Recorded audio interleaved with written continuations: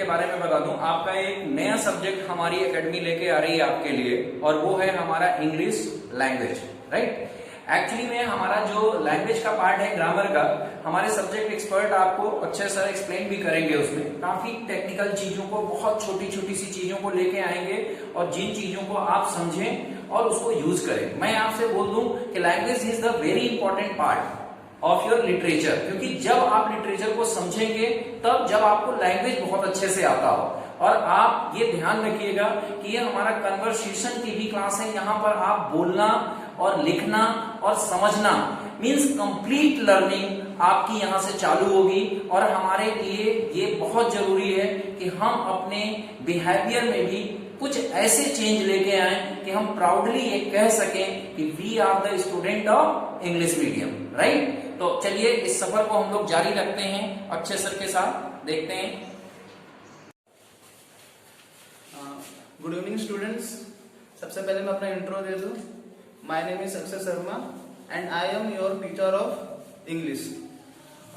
तो सबसे पहले मैं बताऊं एक पॉइंट, जब मैंने कहा कि आई am your teacher of English, तो आपको थोड़ा अलग लगा होगा, क्योंकि ज्यादातर आपने सुना होगा कि हाँ टीचर्स बोलते हैं आई एम योर इंग्लिश टीचर, या फिर I am your maths teacher, या फिर I am your physics teacher.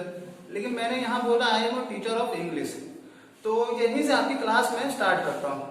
तो आज हम लोग क्या करेंगे, बेसिक इंग्लिश ग्रामर को समझने की कोशिश करेंगे।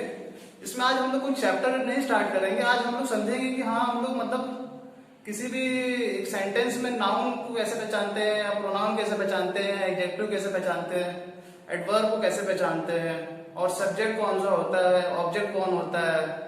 ये काफी कंफ्यूजन होता है, क्योंकि सबसे मेन चीज, क्योंकि स्कूल में क्या होता है कि हमें नाउन तो पढ़ाया जाता है, प्रोनाउन पढ़ाया जाता है, हर चीज पढ़ाया जाता है, लेकिन हमें ये कभी ये नहीं बताया जाता कि बेटा ये सब्जेक्ट है तो सब्जेक्ट क्यों इसे क्यों कहा जाता है, या फिर ये ऑब्जेक्ट है जिसे ऑब्जेक्ट क्यों कहा जाता है। तो ये सब प्रॉब्लम्स आती है। या फिर टीचर सडनली कहता है कि ये एडजेक्टिव है, या फिर टीचर सडनली कह देता है कि ये एडवर्ब है। तो काफी इसमें हम लोग को प्रॉब्लम होती है कि यार ये कैसे सर ने बोल दिया, हमें तो पता नहीं चलता।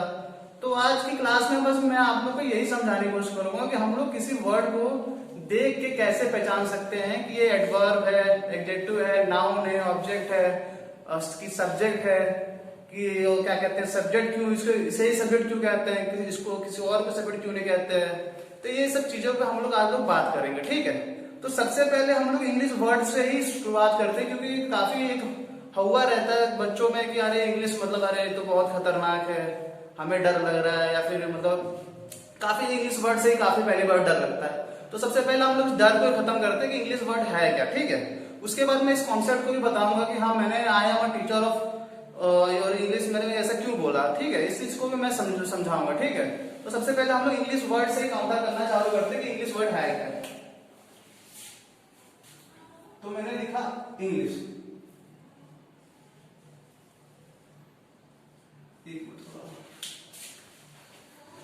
स्टार्ट, ठीक।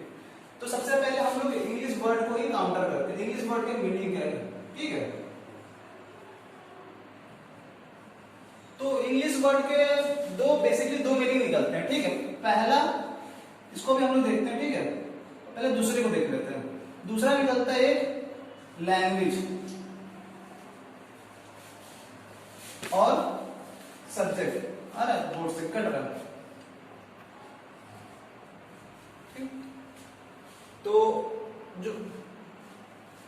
जो हमारा इंग्लिश वर्ड है इसके दो मीनिंग निकलते हैं बेसिकली। तो दूसरे का हम लोग बात करते हैं, पहले की बात कर लेते हैं, ठीक है। पहले का जो होता है एक होता है लैंग्वेज और दूसरा होता है सब्जेक्ट। लैंग्वेज वो होता है जो जैसे हमारे थॉट्स हो गए, या फिर जो भी हम लोग सोचते हैं, या फिर जो भी हम लोग कन्वर्सेशन के लिए जो हम लोग यूज करते हैं उसे हम लोग कहते हैं लैंग्वेज, ठीक है। तो इंग्लिश एज ए लैंग्वेज का हम लोग यूज करते हैं। और दूसरा मैंने लिखा सब्जेक्ट। तो सब्जेक्ट में क्या होता है कि हम बेसिकली रूल्स पे बात करते हैं, रूल्स एंड रेगुलेशन की बात करते हैं, पढ़ने की बात करते हैं, बाकी सब चीजें बात करते हैं। तो ये हमारा होता है इंग्लिश सब्जेक्ट, ठीक है। तो इंग्लिश सब्जेक्ट, इंग्लिश को हम लोग दो तरीके से यूज करते हैं अभी यहाँ पे। एक तो एज ए लैंग्वेज यूज करते हैं बातचीत करने के लिए, और दूसरा हमने एज ए सब्जेक्ट उसे यूज करते हैं, ठीक है, पढ़ने के लिए। स्कूल में भी यूज करते हैं और भी जगह यूज करते हैं, ठीक है। तो अभी मैं एक लाइन सेंटेंस लिखूंगा, आई एम योर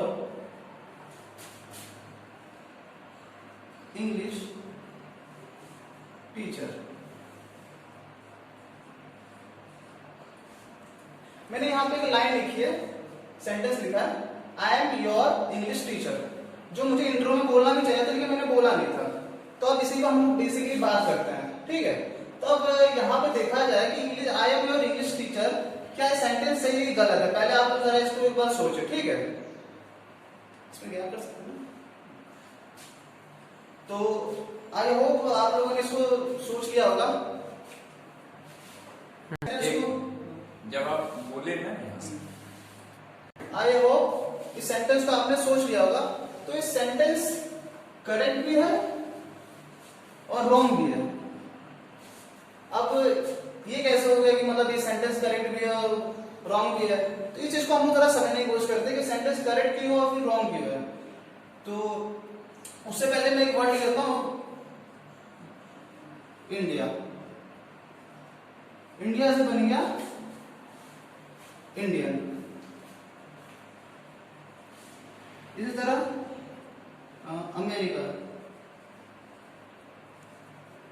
अमेरिका से बन गया अमेरिकन। जैसे कि हम लोग इंडिया से बिलोंग करते हैं तो हम लोग इंडियन हुए, ठीक है। कोई अमेरिका से बिलोंग करता है वो अमेरिकन हुआ। इसी तरह यहां पर भी है, यहां पर क्या होता है, जो अब क्या है कि जो इंग्लैंड से बिलोंग करता है, जैसे कोई इंग्लैंड से है तो उसके लिए होता है इंग्लिश। तो कोई अगर पर्सन इंग्लैंड से बिलोंग करता है उसके लिए होता है इंग्लिश। तो यहाँ पे इंग्लिश जो वर्ड लिखा है, यहाँ पे इंग्लिश कोई सब्जेक्ट को शो नहीं कर रहा, यहाँ पे इंग्लिश एक पर्सन को शो कर रहा है। तो जो टीचर है वो इंग्लिश टीचर है, मतलब इंग्लिश का मतलब वो इंग्लैंड से बिलोंग करता है, इसलिए ये सेंटेंस करेक्ट हुआ। इसलिए मैं जो आपको बता रहा था कि मैंने एक सेकंड पॉइंट मैंने छोड़ रखा है, इंग्लिश सिटीजनशिप को भी दिखाता है, इंग्लिश सिटीजन को भी दिखाता है। कहां के सिटीजन को? इंग्लैंड के सिटीजन को।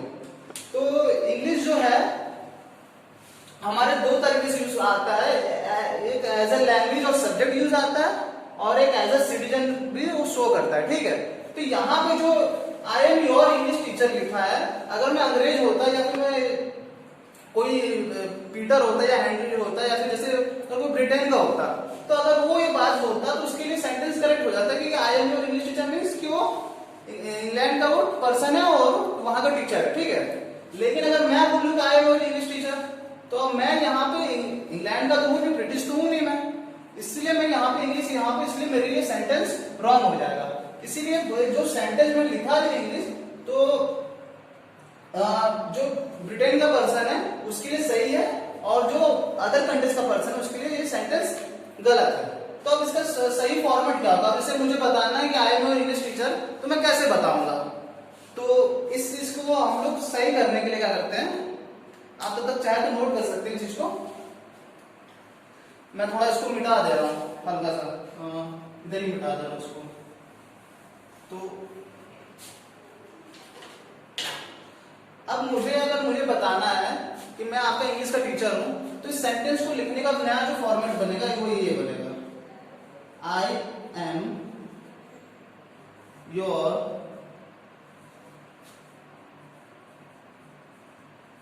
Teacher of English. अब ये सेंटेंस मेरे लिए करेक्ट हो गया कि आई am your teacher of English, ठीक है। तो मैं आपका इंग्लिश का टीचर हूं, ठीक है। इसी तरह अगर कोई मैथ का टीचर है तो I am your teacher of math, या फिर I am your teacher of physics, या I am your teacher of economics. तो हम लोग ये यूज करते हैं। हम लोग डेली लाइफ में हम लोग क्या करते हैं, जैसे अगर आज हमारे मैथ के टीचर एब्सेंट है तो हम लोग कह देते हैं today our math teacher is absent, लेकिन ये रॉन्ग है। Today is our teacher of math is absent, ठीक है। तो टीचर ऑफ इंग्लिश होगा या फिर टीचर ऑफ मैथ होगा या टीचर ऑफ फिजिक्स होगा, ठीक है। तो हमें इस बात को आपसे ध्यान में रखना है, ठीक है। तो ये चीज मैंने आपको बता दिया, ठीक है। अब यहाँ पे ये ऑफ क्यों आया, ये ऑफ क्या शो कर रहा है, अब आपको थोड़ा ये कंफ्यूजन हो रहा, तो मैं इसको जरा दूसरे एग्जांपल से मैं थोड़ा एक्सप्लेन करने की कोशिश करता हूँ, ठीक है।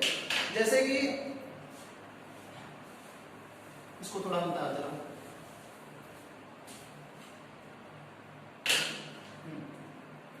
जैसे लिखा मैंने अमन हाउस। अब यहाँ पे आप देखेंगे अमन हाउस मैंने लिखा। अब पढ़ के तो लग रहा होगा हाँ समझ आएगा, हाँ अमन की घर की बात कर रहा है, लेकिन क्या ये सही है अमन हाउस? अगर हम लोग हिंदी पढ़े, अगर हम लोग इसका हिंदी ट्रांसलेट करें तो होगा अमन घर। क्या अमन क्या घर है? हम लोग इस तरह कहते हैं कि अमन घर, हम लोग इस तरह कहते हैं ना अमन का घर। तो इंग्लिश में हम लोग का की के कैसे यूज करेंगे, मतलब पोजेशन को कैसे दिखाएंगे? पोजेशन मतलब हम लोग अधिकार को कैसे दिखाएंगे, हम लोग इस चीज को समझते हैं थोड़ा, ठीक है। तो इसके लिए हम लोग इस सेंटेंस को दो तरीकों से लिख सकते हैं। पहला,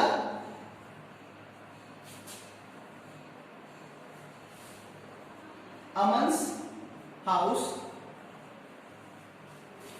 और दूसरा हाउस ऑफ अमन।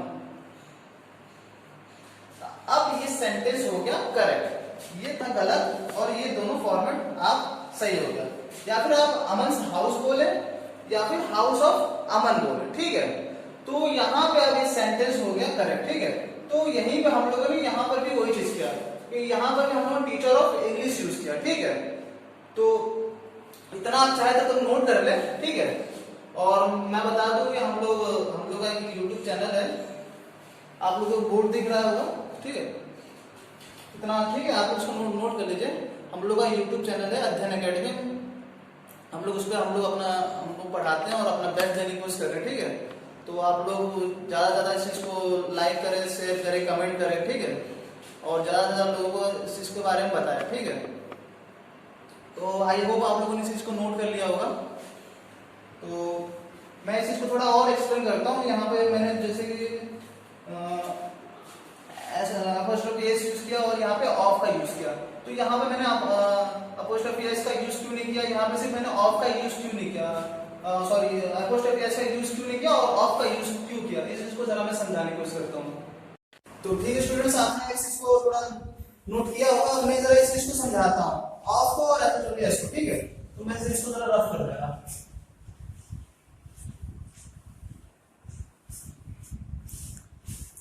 तो अभी मैं एक पर्सन केस को अभी इतना डीपली समझाऊंगा।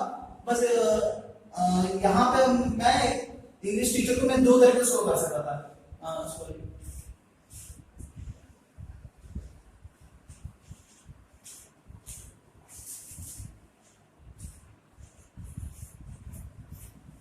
तो ये हो गया। और दूसरा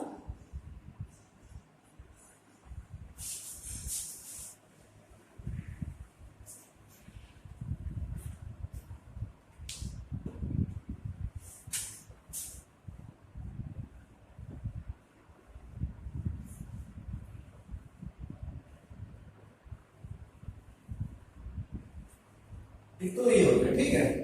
तो यहाँ पे जो मैंने फर्स्ट सेंटेंस लिखा है इंग्लिश टीचर, ये हो जाता हमारा गलत। और यहाँ पे जो मैंने लिखा है टीचर ऑफ इंग्लिश, ये हो गया हमारा करेक्ट। अब ये कैसे हो गया? अब आपको डाउट हो रहा होगा सर आपने यहाँ पे अमन हाउस लिखा था, एक बार उसको अमन हाउस लिख दिया और एक बार उसको हाउस ऑफ अमन लिख दिया, आपने कहा कि दोनों करेक्ट है।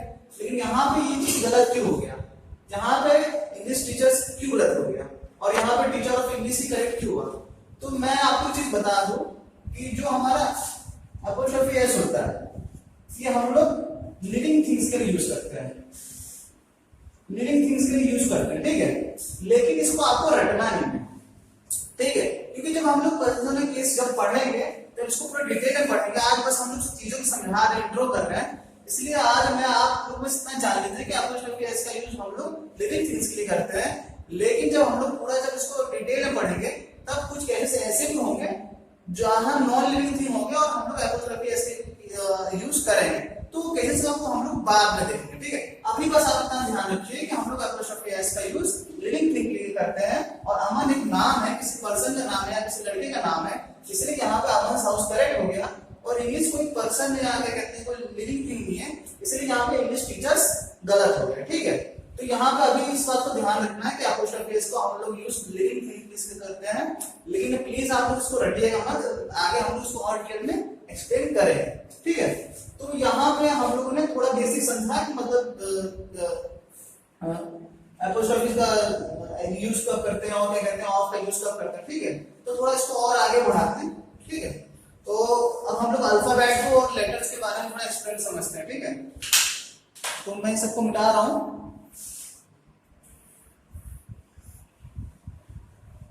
अब एक चीज और है, स्टूडेंट्स को एक चीज में डाउट रहता है, अल्फाबेट, ठीक है। अल्फाबेट इसको जरा समझते हैं, ठीक है। अगर मैं किसी स्टूडेंट से पूछूं कि अल्फाबेट क्या होता है, तो कोई भी स्टूडेंट खड़ा होकर कहेगा सर ये तो बहुत आसान है, अल्फाबेट मतलब ABCD से ए से लेके Z तक ये सारे अल्फाबेट है, ए का अल्फाबेट है, बी का अल्फाबेट है, सी का अल्फाबेट है। स्टूडेंट्स इस तरह कह देते हैं, ठीक है। लेकिन ये मतलब थोड़ा इनकम्प्लीट है, ठीक है, मतलब ये करेक्ट नहीं है, ठीक है।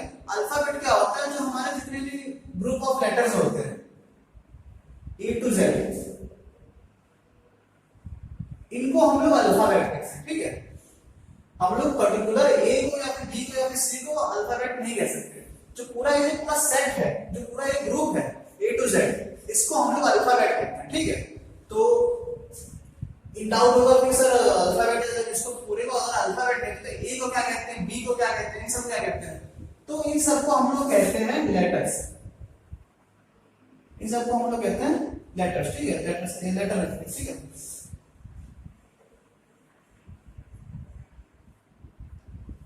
तो ये हो जाता है हमारे लेटर से, ए हो गया या बी हो गया, ठीक है। इस तरह सी हो गया, ठीक है। इस तरह हमारे लेटर्स होंगे, ठीक है। तो टोटल हमारे 26 लेटर्स होते हैं, जिसमें से 5 वोवेल्स होते हैं। वोवेल्स आपको पता है वोवेल्स कौन से होते हैं, ठीक है। मैं एक बार तभी लिख देता हूं।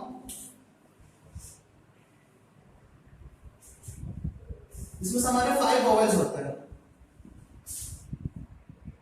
ए B I O and U. ये हमारे 5 वोवेल्स होते हैं, और इनको छोड़ के जो बच जाते हैं वो हमारे कॉन्सोनेंट्स होते हैं, ठीक है। तो ये बेसिक सबको पता होता है, इसमें कोई खास बात नहीं है बताने की, ठीक है। तो हम लोग इससे आगे चलते हैं, ठीक है। तो अब हम लोगों ने जान लिया कि लेटर अल्फाबेट क्या होता है, अल्फाबेट के बाद जान लिया कि लेटर्स क्या होते हैं, ठीक है। अब हम लोग जानते हैं वर्ड, ठीक है। वर्ड्स क्या होते हैं हमारे, ये होते हैं हमारे ग्रुप्स ऑफ लेटर्स, ठीक है।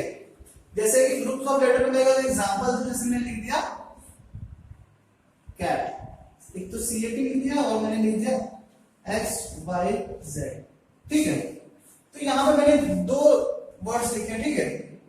एक मैंने लिखा CAT और एक लिखा मैंने XYZ। तो इसमें से क्या है, ये तो हमारा वर्ड है, लेकिन ये कोई हमारा वर्ड नहीं है। तो आपको अब ये होगा कि अभी तो कहा था कि हाँ ग्रुप्स ऑफ लेटर्स को हम लोग वर्ड कहते हैं, तो ये भी तो ग्रुप्स ऑफ लेटर्स ही है। XYZ ग्रुप ऑफ लेटर बना दिया मैंने, यहाँ पर मैंने CAT ग्रुप ऑफ लेटर बना दिया, लेकिन यहाँ पे एक मीनिंग डिलीवर कर रहा है। कैट हम लोग जानते हैं कैट मतलब बिल्ली होती है, लेकिन XYZ कोई मीनिंग नहीं है, इसलिए हम लोग इसको वर्ड नहीं कहेंगे। वर्ड हम उसी को कहेंगे जो ग्रुप्स ऑफ लेटर होना चाहिए और साथ में कोई मीनिंग शो करे, ठीक है। जैसे यहाँ पे कैट मतलब बिल्ली होती है, हम लोग को पता है, इसलिए मैंने यहाँ पर कैट यहाँ पर करेक्ट हो जाएगा। और XYZ को मीनिंग डिलीवर नहीं करना, इसलिए यहाँ पे XYZ कोई हमारा वर्ड नहीं होगा, ठीक है। वर्ड के बाद हम लोग अब लेटर्स को समझ लिया, वर्ड समझ लिया, इसके बाद और थोड़ा समझने की कोशिश करते हैं। वर्ड्स के बाद आता है फ्रेज। फ्रेज इसे हम लोग हिंदी में लोकोक्तियां भी कह देते हैं। फ्रेज इसको मैं आपको और बता दूंगा। जैसे कि फ्रेज मैंने कह दिया कि फ्रेज काफी बच्चों को नया लग रहा है कि फ्रेज है क्या, ठीक है। तो मैं जरा फ्रेज समझाता हूँ। जैसे फ्रेज मैंने आपको कह दिया कि आप लोग एकदम शेर की तरह बहादुर हो, ठीक है। तो यहाँ पर मैं आप लोगों को किसी को शेर नहीं कह रहा हूँ, ठीक है। मतलब आपका कंपैरिजन कर रहा हूँ कि हाँ मतलब जैसे शेर जितना बहादुर होता है उतना आप लोग भी बहादुर हो, ठीक है। यहाँ पर मैं किसी को शेर नहीं कह रहा हूँ। या फिर हम लोग कह देते हैं कि आप एकदम क्या कहते हैं,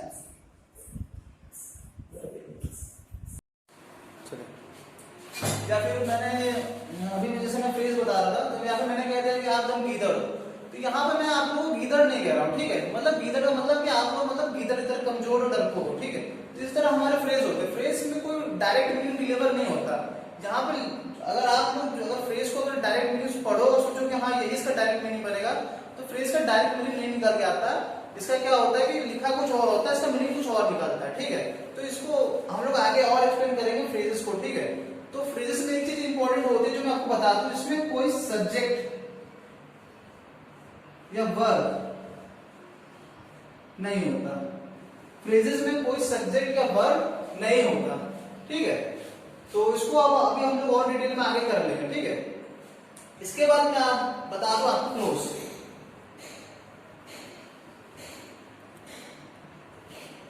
क्लोज को हम लोग हिंदी में कहते हैं वाक्यांश, मतलब वाक्य या अंश।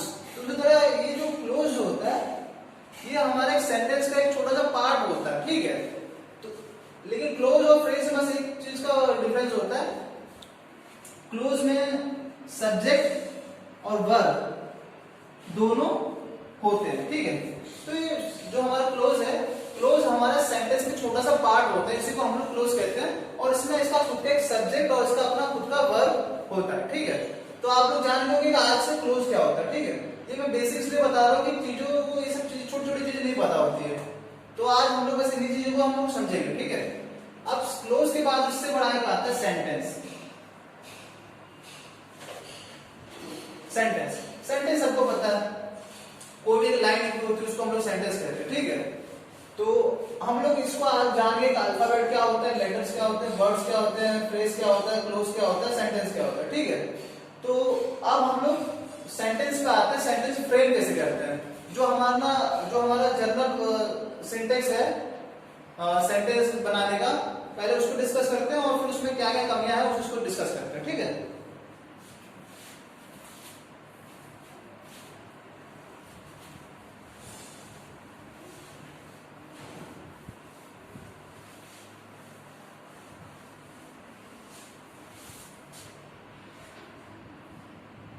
सबसे पहले मैं बता दूं कि थोड़ा चैप्टर, कोई भी अगर हम लोग वर्ड लिखते हैं, ठीक है, कोई भी वर्ड लिखते हैं इंग्लिश का, तो या तो वो नाउन होगा या फिर प्रोनाउन होगा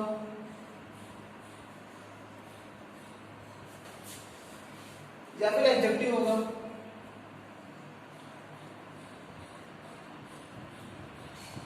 या फिर वो वर्ब होगा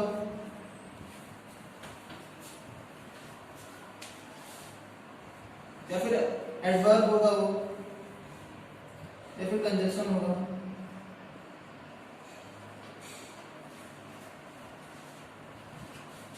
या फिर प्रीपोजिशन होगा,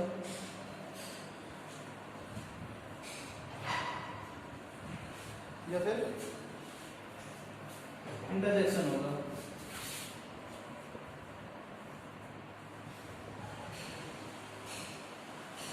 ठीक है।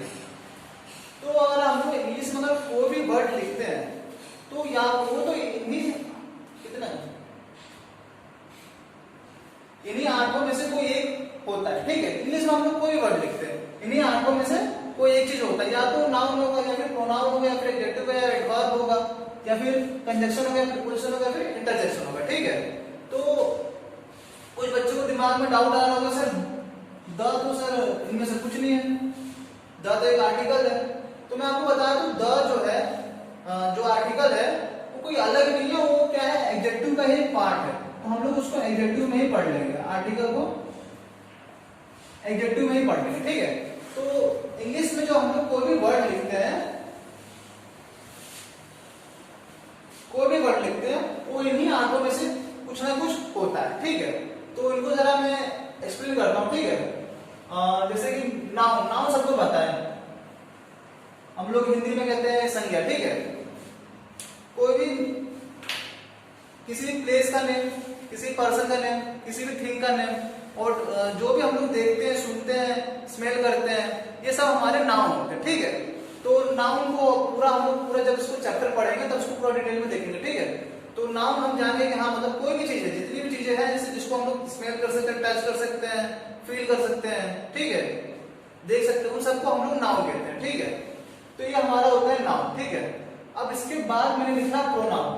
प्रोनाउन जो होता है जो नाउन को रिप्लेस करता है, ठीक है। जैसे कि मैंने लिखा Rahul is a good boy, ठीक है। अगले सेंटेंस में मुझे फिर से राहुल को लिखना है, तो मुझे बार बार राहुल के लिए बार बार मुझे राहुल नहीं लिखना, ठीक है। मैं उसके लिए आगे सेंटेंस में ही का इस्तेमाल कर सकता हूँ, या फिर कोई लड़की जैसे लिखा है, ठीक है, तो मैं पहले तो उसका नाम यूज करूंगा, ठीक है, फिर आगे से सेंटेंस में उसका बार में मैं उसका नाम यूज नहीं करूंगा, आगे से मैं उसका उसकी जगह सी का यूज करूंगा, ठीक है। तो इन सब चीजों को हम लोग समझेंगे, ठीक है। तो ये हमारा होता है प्रोनाउन, ठीक है। प्रोनाउन हमारा जो होता है इस सिंपल नाउन को रिप्लेस करता है, ठीक है। ये रिपीटिशन ऑफ नाउन को रिपीटिशन ऑफ नाउन से बचने के लिए हम लोग प्रोनाउन का यूज करते हैं, ठीक है। अब एडजेक्टिव, एडजेक्टिव क्या करता है? एडजेक्टिव प्रोनाउन और नाउन को डिस्क्राइब करता है और आइडेंटिफाई करता है, मतलब उनकी क्वालिटी को बढ़ाता है, ठीक है। तो एडजेक्टिव क्या करता है? हमारा नाउन या प्रोनाउन को और ज्यादा डिस्क्राइब करता है और ज्यादा उसको उसकी क्वालिटी को बढ़ाता है, ठीक है। जैसे कि मैं एक सेंटेंस से आपको समझाने की कोशिश करता हूं, ठीक है। इसमें लिखा राहुल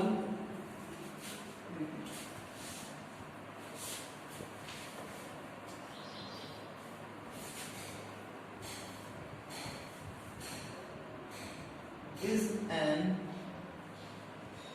honest person, ये मैंने लिखा, ठीक है।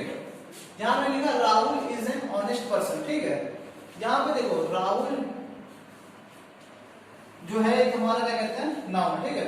यहां पे कह रहा है Rahul is an honest person. देखो ये जो पर्सन है इसको डिस्क्राइब कौन कर रहा है? ये ऑनेस्ट कर रहा है, ठीक है। और ये पर्सन है कौन? राहुल ही तो है।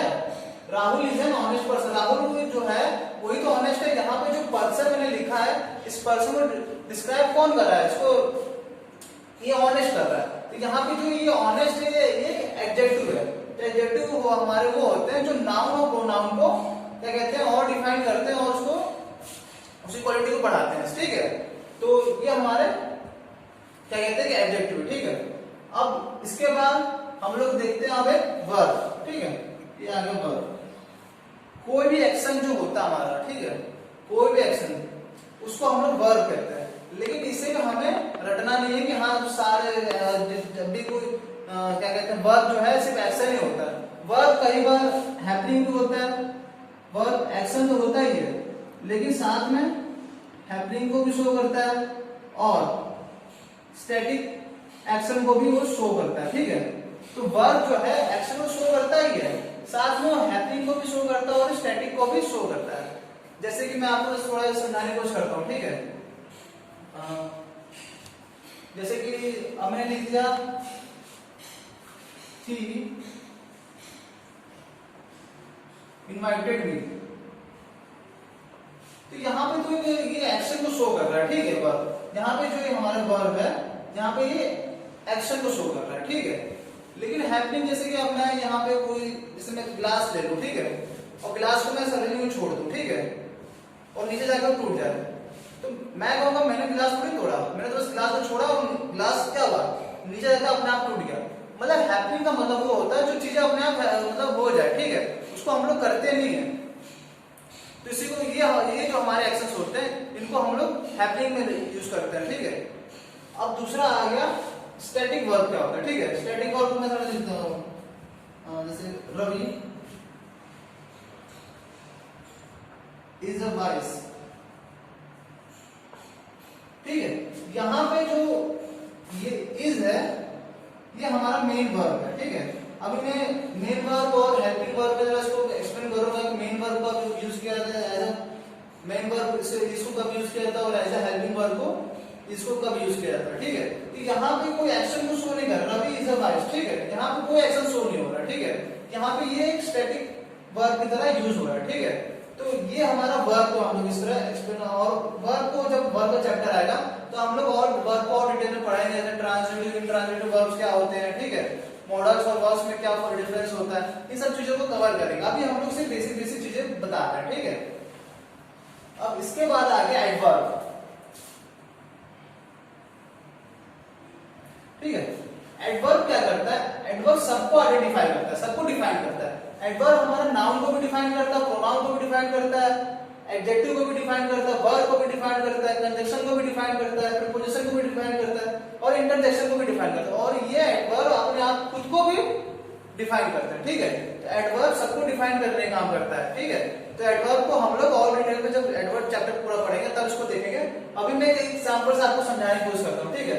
जैसे कि मैंने लिखा, ये मैं लिख ले रहा हूँ, ऐसे सेंटेंस को मैं कर रहा हूँ, ठीक है।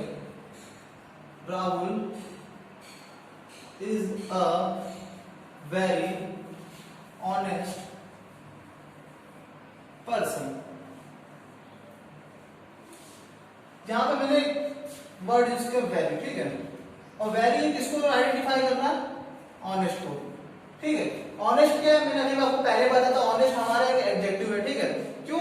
क्योंकि ये पर्सन को आइडेंटिफाई कर रहा है, ठीक है। तो ये हमारा एक एडजेक्टिव है, ठीक है। और ये जो वेरी है ये एडजेक्टिव आइडेंटिफाई कर रहा है, ठीक है। तो यहाँ पे ये हमारा क्या है? एडवर्ब है, ठीक है। तो एडवर्ब क्या करता है? वो सबको आइडेंटिफाई कर सकता है, वो यहाँ तक कि खुद को भी आइडेंटिफाई करता है, ठीक है। तो एडवर्ब को जब हम लोग आगे जब पढ़ेंगे इसको और डिटेल में देखेंगे, ठीक है। आप समझते हैं कंजक्शन क्या है, ठीक है। ठीक है, तो कंजक्शन को ही हम लोग समझते हैं। कंजक्शन को हम लोग दो पार्ट में ब्रेक कर सकते हैं, प्लस जंक्शन, ठीक है।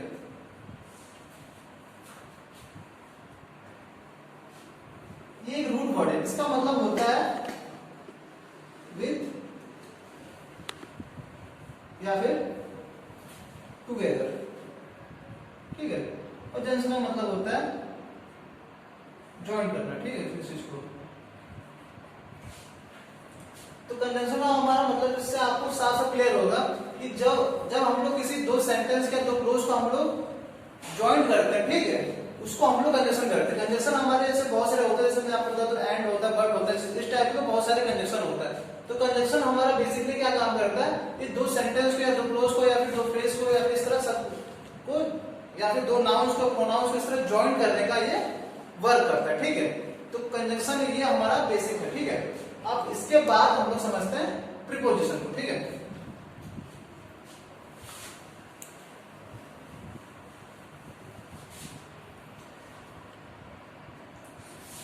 अब इसके बाद हमारा आ गया प्रीपोजिशन को, ठीक है।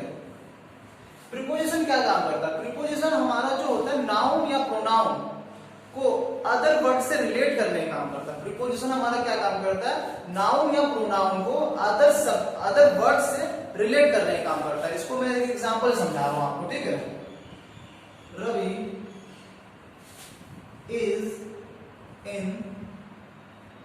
द किचन, ठीक है। यहां पे क्या है?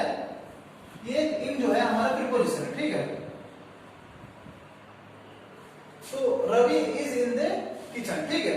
तो किचन जो है हमारा यहाँ पे एक ऑब्जेक्ट है, ठीक है। तो इस किचन को रिलेट करने का, इस किचन को रवि से जो रिलेट करने का जो काम कर रहा है वो हमारा इन कर रहा है, ठीक है। तो हमारा प्रीपोजिशन क्या होता है? ये नाउन या प्रोनाउन को अदर वर्ड से रिलेट करता है, ठीक है। तो यहाँ पर रवि की जगह हम लोग ही यूज कर सकते थे, कुछ भी यूज कर सकते थे, ठीक है। तो यहाँ पे ये जो किचन है हमारा एक नाउन है, ठीक है। तो प्रीपोजिशन नाउन प्रोनाउन को अदर वर्ड के साथ रिलेट करने का होता है, एक रिलेटिंग वर्ब है, ठीक है, रिलेटिंग वर्ड है, ठीक है। तो हम लोग ये प्रीपोजिशन हो गया, ठीक है। अब हमारा लास्ट पॉइंट रह गया इंटरजेक्शन।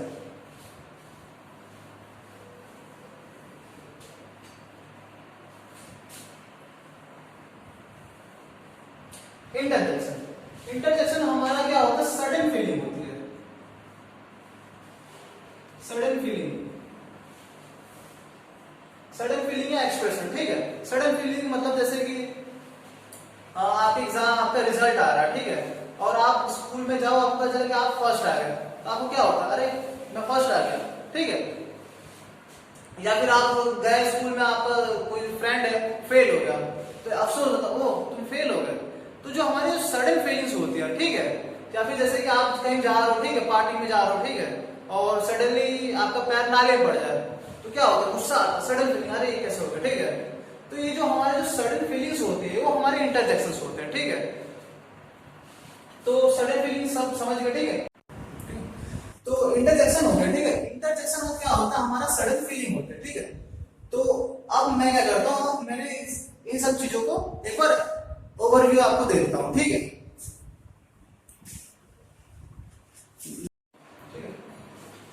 तो अब मैं आपको इन सब का एक ओवरव्यू दे देता हूँ, ठीक है। नाउन दुनिया में जितनी भी चीजें हैं जिनको हम देख सकते हैं, स्मेल कर सकते हैं, ठीक है, फील कर सकते हैं, वो सभी हमारे नाउन्स होते हैं, ठीक है।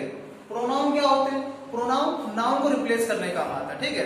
रिपीटिशन ऑफ नाउन से बचने के लिए हम लोग प्रोनाउन यूज करते हैं, ठीक है। ये हो गया। एडजेक्टिव, एडजेक्टिव क्या करता है? नाउन और प्रोनाउन को डिफाइन करने का काम करता है, ठीक है। वर्ब, वर्ब क्या होता है? ये हमारे एक्शन को दिखाता है, ठीक है। लेकिन जरूरी नहीं कि हर बार एक्शन को ही दिखाए, ये हैपनिंग को और स्टैटिक को भी दिखाता है, ठीक है। एडवर्ब, एडवर्ब ये सभी को डिफाइन कर सकता है। Noun, pronoun, adjective, verb, conjunction, preposition, interjection, यहां तक ये खुद को भी डिफाइन करता है, ठीक है। तो ये हमारा एडवर्ब होता है। कंजंक्शन, कंजंक्शन दो सेंटेंस को, दो क्लोज को, दो फ्रेजेस को जोड़ने का काम करता है। प्रीपोजिशन, प्रीपोजिशन हमारे नाउन और प्रोनाउन को अदर वर्ड से रिलेट करने का काम करता है, एक रिलेटिव वर्ड है, ठीक है। इंटरजेक्शन ये हमारी सडन फीलिंग को शो करता है, ठीक है। तो बच्चों आज की क्लास में हम लोग इतना ही करते हैं। नेक्स्ट क्लास का टॉपिक मैं आपको जरा हिंट कर दे रहा हूं, ठीक है। नेक्स्ट क्लास में हम सब समझेंगे सब्जेक्ट क्या होता है, वर्ब कैसे डिफाइन करते हैं और ऑब्जेक्ट क्या होता है, ठीक है।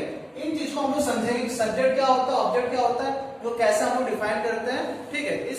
इन सब चीजों को हम लोग नेक्स्ट क्लास में समझेंगे।